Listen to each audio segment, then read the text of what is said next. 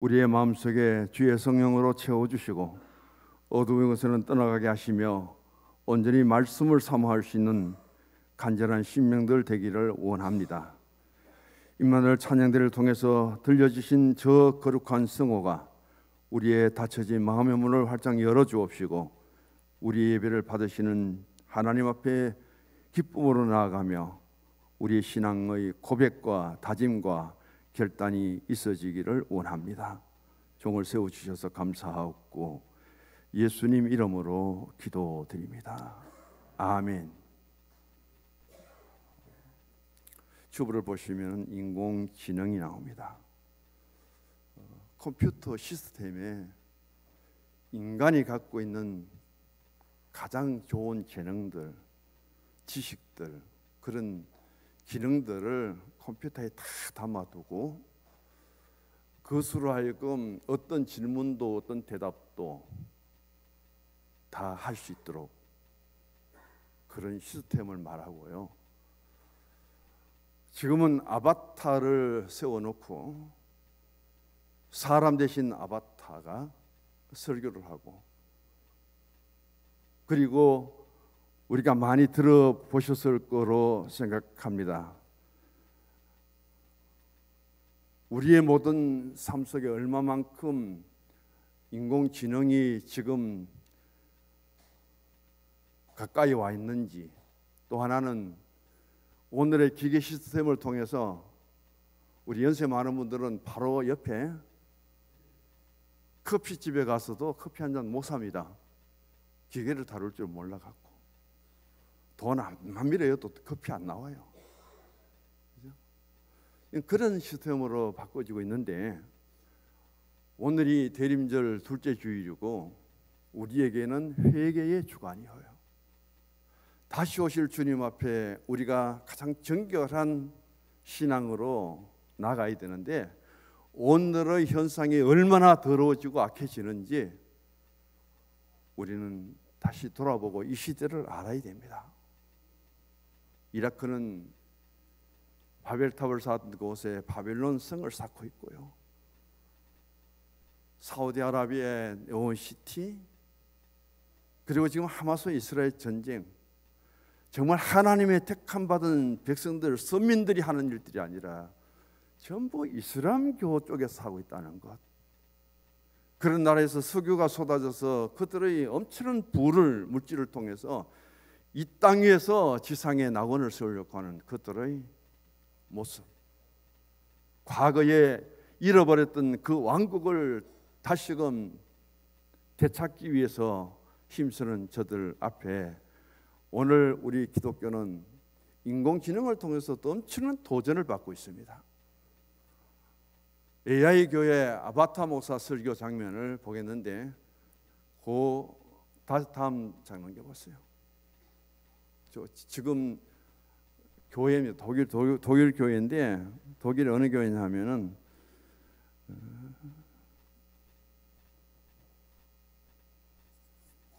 제가 준비를 엄청나게 많이 했는데 정리를 다 못했습니다. 독일에 보면은 바이에른 주의 성 바울 교회에서 챗 GPT가 40분 설교를 하는데 저기에 참여한 성도들은 300명이에요. 영상으로 바꿔주세요. 네, 영상 좀 틀어주세요. 소리 나게. 독일 바이에른주의 한 교회에서 인공지능 챗 GPT가 예배를 진행해 화제가 되고 있습니다. 제단 위 대형 스크린에 수염을 기른 흑인 남성 등 4명이 잇따라 등장하는데요. 챗 GPT를 통해 구현된 아바타들로 AI 목사가 설교와 기도, 찬송 등 약 40분간 예배를 이끌었습니다. 설교에서 AI 목사는 신자들에게 과거를 뒤로하고 현재에 집중하라면서 죽음을 두려워하지 말라고 전했고요. 예수 그리스도에 대한 믿음을 잃지 말아야 한다고 강조하기도 했습니다. 신자들의 반응은 극명하게 엇갈렸습니다. 일부는 환호하면서 휴대전화로 촬영했지만 불쾌한 기색을 보이는 신도들도 있었습니다. 네, 그 정도로 하고요. 아바타 목사가 써서 4명의 목사가 등장합니다. 여자분이 둘이고 남자분이 둘인데 죽음을 두려워하지 말라는 설교를 합니다. 300명의 성도들이 이 예배당에 앉아서 사람이 아니라 인공지능 인간을 세워서 지금 설교를 듣고 있습니다. 그럼 설교 내용은 어떠냐? 우리 사람보다도 인공지능에서 나오는 아바타의 설교 원고는 훨씬 더 좋습니다. 대단한 거예요. 왜? 사람 지능이 가장 뛰어난 사람보다 인공지능 아바타의 지식은 한번 따라해 보십시오. 10억 배 더 많습니다. 아무리 똑똑한 인간을 세워놔도 그 인간보다 아바타 지능을 가진 아바타를 세워서 인공지능으로 세운 저 설교자는 인간이 가진 재능의 10억 배를 더 갖고 있습니다. 챗 GPT라는 것을 우리 젊은 사람들은 좀 알 거예요. 그것을 우리가 사용하면은 오늘 제가 설교잖아요. 그럼 부름의 상이 뭔가 입력을 시키면은 한 30초 안에 설교 온 거 다 나옵니다. 제가 사용 안 해서 그렇죠. 그 인공지능을 통해서 작업을 해서 내놓은 원고는 사람이 책을 참고하고 아무리 경험을 옮긴다 하더라도 인공지능은 따라갈 수가 없습니다. 스크린에 나타난 것처럼 저 아바타는 표정이 없잖아요. 감정도 없습니다. 목소리는 똑같이 일률적으로 단조롭습니다. 근데 저 설교를 듣고 아멘하고 저 설교를 듣고 할렐루야 그러고 이런 시대가 지금 왔습니다. 저게 어디서 보도되냐면은 MBC에서 보도된 거예요. MBC에서 보도되고 매일경제에서 보도되고 매일경제에서 보도되고 그다음 한국 종교신문 크리스찬 투데이에서 보고되고 수없는 내용들이 나와 있는데 우리가 지금 접근을 못하는 거죠. 저런 아바타 교회가 생긴다는 사실을 우리가 보면서 한국에는 언제쯤 들어올까요? 또 다시 다른 거 주십시오. 나중에 이 아바타가 뭐가 되냐면은 신이 돼. AI 교회 상상해 보시기 바랍니다. 저게 AI 교회예요. 앞으로 앞에 중간에 십자가 밑에 서 있는 사람은 아바타예요. 사람이 아닙니다. 그런데 저 아바타가 결국 나중에 신의 자리다. 그 신 앞에 지금 그림이 굉장히 희미한데 뭐 모자도 아니고 수군도 아니고 덮어 쓰고 저 서 있는 사람들은 성도들이에요.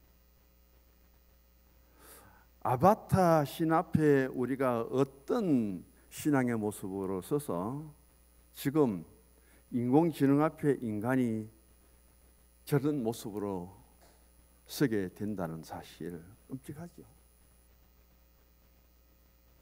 지금 저 시대가 우리에게 다가왔다는 사실이고요. 제가 자세하게 정리는 지금 못하겠습니다만은 이런 시대가 왔다는 걸 생각하고요. 그다음 인물 사진 안내해 주십시오. 앤서니 레반도프스키죠. 미국 사람인데 미래의 길입니다. Way of the Future라는 미래의 길인데 이 사람이 하나의 종교 교단을 만들 것 같아요. 2015년에 설립이 되었는데 이 사람이 어떤 사기성 혐의를 갖고 18개월 교도소를 갔다가 나왔습니다. 다시 일반 지능교회를 세우는데 저분이요 실리콘밸리에서 전형적인 엔지니어고요 UC 버클리대에서 자율주행 오토바이를 개발하였고 구글 오토 우버 등에서 자율주행 차를 개발한 사람입니다. 대단한 지능을 가지고 구글 엔지니어 출신이죠. 레반도프스키가 미래의 길을 내가 다시 부활시키겠다 하고 AI 이 교회를 세우는데 아직 완전히 세워지지 않았는데 등록 숫자만 3만 명이에요. 얼마나 AI가 앞으로 형성화되고 우리가 지금 드리는 이런 예배 모습을 AI 교회로 뺏기게 될까? 다른 차원에서 교회가 험천하게 도전받고 있다는 이런 시대 속에서 우리는 저런 인물들이 AI 교회가 세워지고 AI 아바타가 설교를 하고 아바타가 신이 되고 이런 미래가 다가온다는 사실을 바라보면서 오늘의 우리의 신앙을 어떻게 지켜야 될까요? 이런 시대가 다가오는데 주님이 다시 오지 않을 수가 없잖아요. 이렇게 주님이 이 세상에 타락해지고 하나님을 대적하는 저 우상 숭배와 저런 모습들이 이 땅에 편만해 가는데 하나님 얼마나 더 기다릴 수 있을까? 그런 생각을 하면서 우리는 더 이 땅에서 믿음으로 준비해야 될 때가 왔다. 2023년 우리가 대림절 둘째 주일을 맞이하지만은 여기에 들어가면 들어갈수록 감당이 안 된다고요. 어떻게 이렇게까지 지식이, 지능이, 사회가, 영적인 관계가 변하고 있는가? 그 생각을 하면서 여기까지 제가 목회한 것만도 참 감사하고요. 앞으로 교회가 어떻게 대처해야 될 것인가? 이런 문제에 그것을 생각하면서 저는 대림절 둘째 주일을 맞이합니다. 이런 문제를 두고 궁금하신 분들은 컴퓨터에 들어가셔서 검색을 하시면은 엄청 내용들이 많고요. 지금 제가 넉장 5장을 갖고 왔는데 이거 설명할 시간도 없잖아요. 이 정도로만 정리를 하겠습니다. 아바타 교회가 생겼고 아바타 그다음 설교를 하는 사람이 목사 대신 하고 있다는 것. 우리가 책을 보고 서적을 통해서 아무리 연구해도 우리 인간보다도 10억 배나 더 지능이 뛰어난 저 인공지능을 사람이 따라갈 수 없다는 것. 결국은 나중에 인공지능으로 세워진 아바타가 신의 자리에 서게 되고 그 앞에서 인간의 모습이 어떻게 종속화되어서 이 신앙이 이루어지게 될 것인가. 그 중에 또 여기 나오는 한 사람이죠.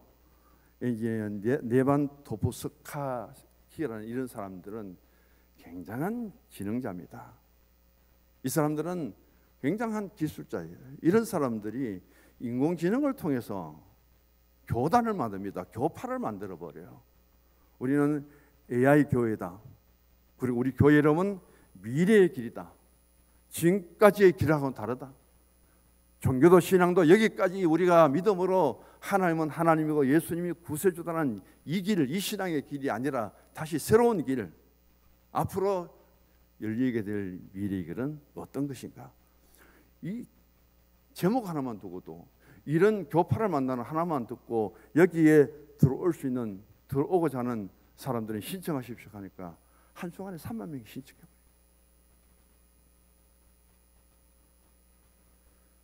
두 번째 보시기 바랍니다. 지난 주간 우리 사회의 가장 큰 관심의 대상은 자성 스님입니다. 제가 오늘 영상을 띄우려다가 예배 시간에 무슨 불교의 그 빈소를 내가 띄울 필요가 있는가 생각을 했습니다. 그 자성 스님의 빈소를 보면은 화려하게 거지없죠. 거기다가 대통령이 준 훈장까지 걸어두고 가장 정면에서 대통령 네 분이 분향을 하고 국무위원들, 국회의원들이 가서 분향을 하고 우리 기독교회는 기독교 총 한기총 회장이 여의도 순복음의 이영훈 목사님인데 거기 임원들이 다 가서 분향을 하고 캐톨릭에는 대주교부터 시작해서 전부 또 임원들이 가서 분향을 하고 거기에는요 원불교도 대종교도 그렇게 품위를 지키는 성균관의 그 관장들까지도 와서 분향을 하고요. 한 사람이 죽었는데 한국에 있는 종교라는 종교는 다 모이고 그것도 내노라는 종교 대표자들이 다 모여서 분향하고 종교다원주의가 다른 데 있는 게 아니에요. 이런 세속화 속에서 기독교는 유일한 종교고 유일신을 섬기는 이런 오늘의 사회 속에서 종교는 다원화되어 가고 이런 가운데서 정말 얼마만큼 예수님의 진리를 우리가 바로 세워갈 수 있을까? 이 사회 속에서. 지난 주간에 충성교회 최영태 목사님 은퇴 원로 추대식이 있습니다. 그의 장로님 중에 한 분이 윤재옥 장로님이거든요. 지금 국민의힘 총무입니다.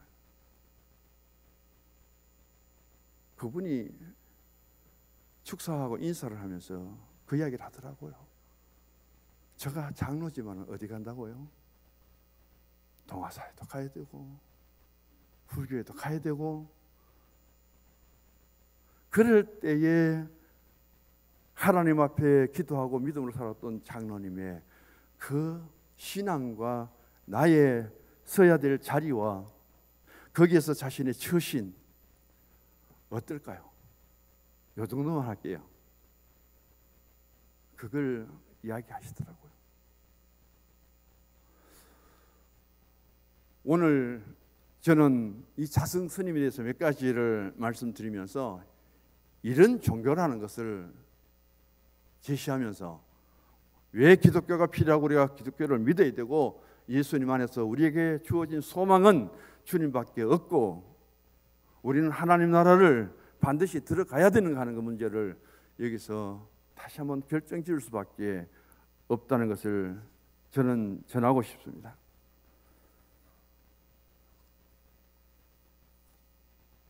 이 자성 스님은요 11월 29일 저녁 6시 50분에 휘발유를 뿌리고 68세에 죽었습니다. 어디서 죽었냐면 안성 칠장사 요사체 스님들이 거주하는 집에서 죽었는데, 불교는 굉장히 이 자성 스님의 죽음을 지금 미화시키고 있거든요. 첫째 보시면은 이 자성 스님은 사찰의 정각을 태우려고 이미 작정을 했어요. 내가 내 스스로 죽지만은 나는 저 정각을 태우면서 저 안에 내가 분신을 해야 되겠다, 그런 생각을 했는데, 칠장사는 삼국시대에 자장율사가 창건한 유수 깊은 사찰이고요. 국보에 괴불 탕화가 있고 보물로는 대웅전 해소 국사비가 있고 석조 열애 입상이 있고 삼보라 괴불명 탕화가 있는데, 이런 국보급인 문화재에 한 사람의, 그것도 최고 불교에서 총무원장은 연임한 사람이 이 사람뿐이거든요. 최고 인기도 많았거든요. 그분이 평생 몸담았던 자기의 불교의 정각에다가 휘발유를 뿌리고 죽어요. 일반 사회로 보면 그 사람은 분신자살입니다. 그런데 이 죽음을 뭐라고 이야기하는지 아십니까? 이 죽음을 가리켜서 저들은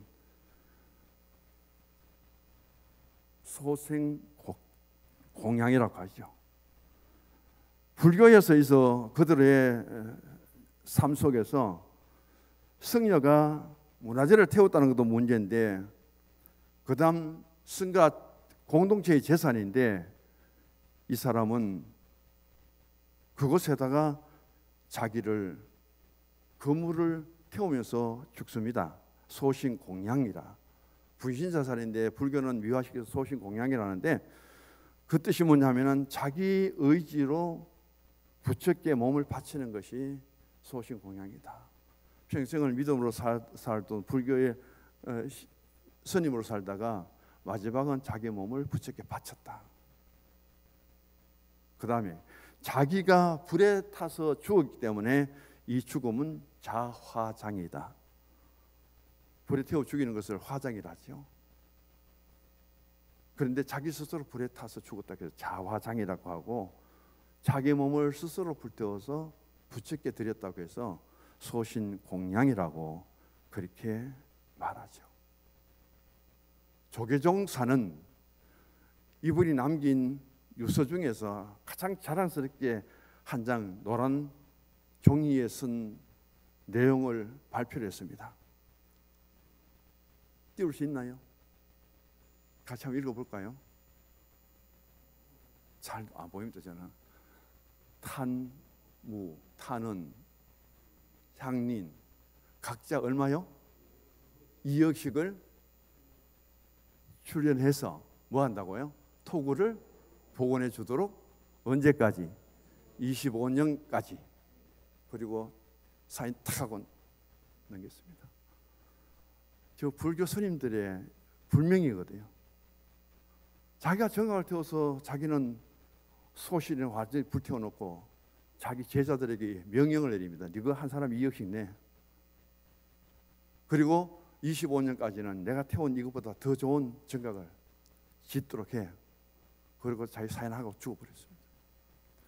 저것 때문에 욕을 얼마 먹어요? 스님들이 직업 있습니까? 스님들이 얼마나 돈을 가지면 한순간에 2억씩을 내야 됩니까? 그것도 2억씩을 내서 자기가 불탄 저 정각을 반드시 25년까지 건축하도록 명령을 딱 내리고는 사인하고 죽어버립니다. 세상 사람들이 뭐라 그러겠어요?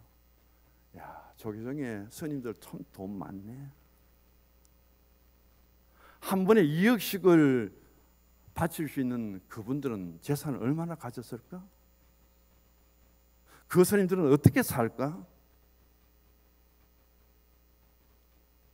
거기에 대해서 글을 달아놓은 거 보면은 왜 저걸 조계종에서 발표를 했을까요? 좀 숙이지. 저런 거는 도배지를 해놨거든요. 이런 모습들을 지금 종교계가 노출시키고 있습니다. 그리고 그 유서의 마지막은 전법합시다 하는 것은 부처님의 가르침을 전하는 거, 우리로 치면 전도거든요. 이분이 마지막에 자신이 남은 인생을 불교를 전파하는, 특별히 대학생들을 위해서 힘썼는데 그걸 이 사람이 마지막 남긴 업적으로 생각하고 전법합시다, 그걸 빈소에도 불에 태워서 다비식을 하는 거기에도 플래카드가 펄펄 끓이면서 띄워놨더라고요. 그렇게 전도할 사람이 왜 죽어요? 말만 하지 말고 살아서 좀 전도하고 죽지. 이런 모습들을 보여주는데, 거기에 대통령부터 시작해서 모든 종교 지도자는 다 가서 분양하고 조문하고 오늘의 종교가 이 사회 속에 어떻게 비춰질까? 그런 마음으로 참 회개라는 것을 전제해 두고 묵상할 때 저도 종교인이잖아요. 참 마음이 무겁고요. 참 회개할 것이 너무 많다. 그런 생각을 가지면서 여기에 섰습니다. 오늘 본문의 말씀을 선택한 것은 참 이 시대를 살아온 우리들에게 사도 바울이 가진 신앙의 자세는 무엇일까? 그는 과거와 현재에 있어서 자기 스스로를 돌아볼 때도 너무 자랑스러울 거예요. 과거에 다메섹 도상에서 부활하신 예수님이 하나님 보좌 우편에 계시다가 거기까지 오셔서 사오라 사오라 불러주시고 그렇게 소명을 받고 사명받은 사도 바울이 과거에 뭘 했습니까? 1차, 2차, 3차 전도여행을 얼마나 성공적으로 이룹니까? 얼마나 많은 교회를 세웠습니까? 신약에 수십 권을, 십수권을 성경을 써서 우리가 바울 그 성경을 지금도 보면서 얼마나 은혜를 받는데, 그건 과거입니다. 현재는요, 그렇게 많은 일을 했는데도 불구하고 지금은 감옥 속에 있어요. 빌립보서는 옥중서신이죠. 로마 감옥에 갇힌 자신이 언제 죽을지 모릅니다. 며칠이 남았는지도 모릅니다. 그런 가운데서 과거와 현재 속에서 자신의 신앙과 삶을 돌아보면서 나는 아직도 멀었다. 아직도 부족하다. 나에게는 미래가 있는데 그 미래가 도대체 뭐냐, 어디까지 가야 되느냐? 바울이 가야 될 곳은 하나님 나라죠. 바울이 이제는 과거와 현재를 어떻게 살아왔던지 간에 그 남긴 흔적만 해도 얼마나 자랑스럽고 간증을 하고 증거를 해도 얼마나 많은데도 불구하고 바울은 그것을 다 나는 잊어버렸다. 뭐만 남았느냐? 하나님 나라만 남았네. 천국만 남았는 거예요. 나는 이제 그 천국에 들어갈 것을 몸부림치면서 나는 지금도 이 감옥 속에 언제 자유가 이루어질지, 언제 순교를 당할지 모르지만은 나에게 남은 신앙은 오직 주님, 그 나라, 천국이 내게 주어진 남은 내 신앙의 목표고, 내가 가야 될 방향이고, 내가 이루어야 될 일이라는 사실을 이렇게 강조하고 있음을 보여줍니다. 그래서 정리를 간단하게 했습니다. 첫 번째 보면은 바울은 앞에 있는 상을 기대하며 달려간다고 했습니다. 바울은 자신의 인생의 삶을 그냥 단순히 주어진 연수만 살고 마치는 것이 아니라, 바울의 믿음은 누가 하나님 앞에 내가 가면은, 과거와 현재를 끝내고 내가 미래 하나님 앞에 서면은 하나님은 반드시 내게 상을 주실 것이다. 바울은 디모데후서 4장 7절 8절에서 그렇게 말하잖아요. 의로운 재판장이 의의 면류관을 준비하고, 바울 너는 정말 인생을 멋지게 살았고 너희 신앙을 멋지게 달려왔다 하고, 주님이 나에게 의의 면류관을 주실 텐데 나만 아니라 나와 같이 믿음의 삶을 살아온 모든 자에게 똑같이 주어질 것이다. 그렇게 말씀하죠. 계시록 22장 12절 참고해 보시기 바랍니다. 보라, 내가 속히 오리니 내가 줄 상이 내게 있어 각 사람에게 일한 대로 행한 대로 갚아주리라. 바울은 아주 신앙이 지금 이 몸의 소망 무언가 노래를 찬양을 한다면은 하나님 앞에 빨리 서는 날이에요. 과제물을 다한 사람은요, 선생님이 숙제를 냈을 때 아주 잘한 사람은요, 숙제 검사 안 하는가? 공부보다 빨리 숙제 검사했으면 좋겠다. 숙제한 걸 선생님 지나가면 보도록 옆으로 살짝 밀어놓거든요. 숙제 안 한 사람은 오늘 또 잊어보고 지나갔으면 좋겠다. 바울은 과거와 현재에 너무나 주님 앞에 행한 일들이 아름답기 때문에 빨리 주님 앞에 가고 싶은 거예요. 서고 싶은 거예요. 왜? 지금 하나님이 내게 천국만 주실 것이 아니라 내가 살아온 삶 속에 상을 예비하고 준비하고 내게 그 상을 주실 것이다. 그걸 기다리면서 바울이 지금 달려가고 있다는 사실이죠. 노만 필 박사는 꿈을 가지라는 그런 책을 통해서 세 가지를 우리에게 교훈해 줍니다. 마음의 그림을 그려라, 그리고 기도해라, 그리고 실현해라. 이렇게 실천이 가장 어렵다는 사실을 보여줍니다. 저는 엘리야가 엘리사를 부를 때에, 엘리야가 어디 있었냐면은 호렙산 불 속에 숨어 있잖아요. 그리고 하나님을 찾지도 않습니다. 그것도 그리 시냇가에 있는 엘리야에게 까마귀를 통해서 먹을 거 마실 거 주고 40일 동안 걸어가서 호렙불에 여놨더니만 그것도 들어가서 숨어 있는 거예요.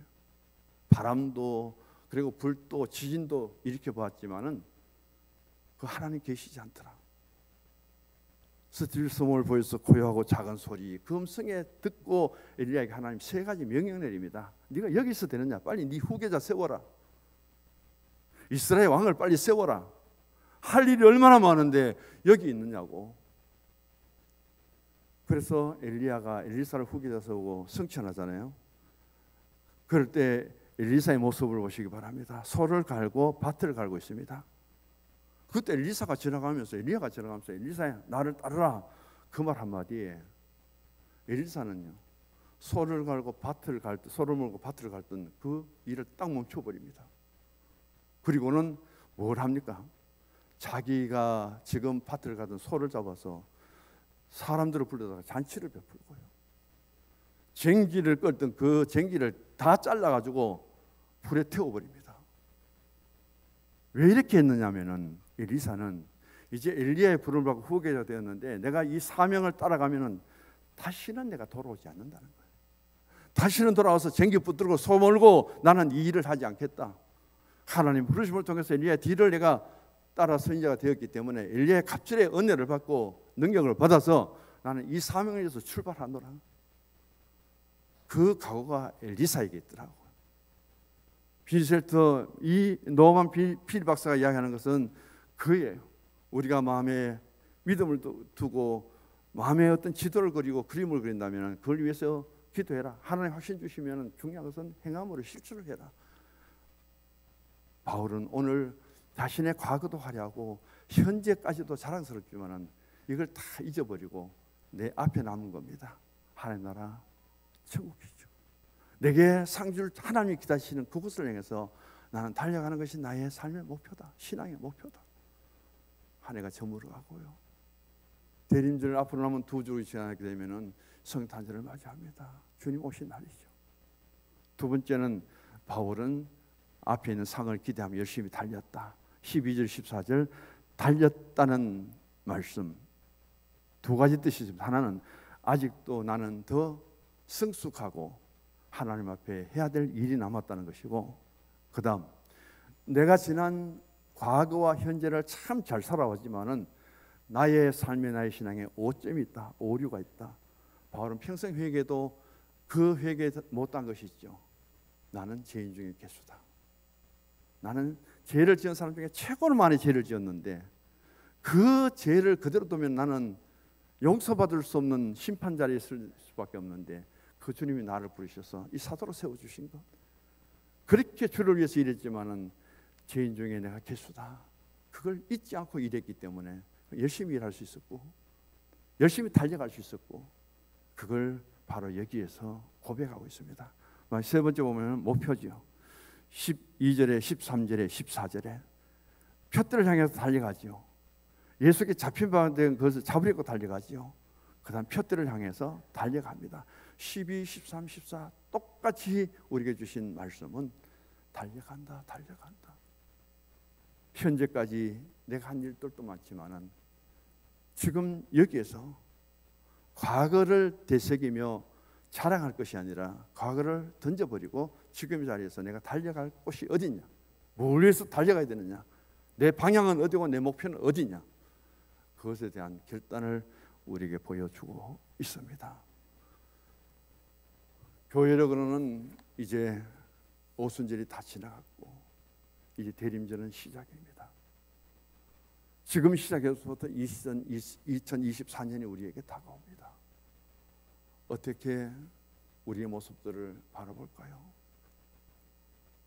주님께 더 정결한 마음으로 나가시고 회개의 영으로 회개의 열매를 맺으시고, 그리고 과거 현재에 내가 한 일도 많지만은 바울처럼 그것을 잊어버리고 내 앞에 남은 일을 위해서 내게 하나님 주실 그 상을 바라보면서 가장 마지막 힘을 내어서 달려가는 그 바울의 모습, 그 바울을 기다리는 하나님의 모습, 나의 신앙에서 한번 연상해 보시기를 바라면서 주보 마지막 결론 같이 읽습니다.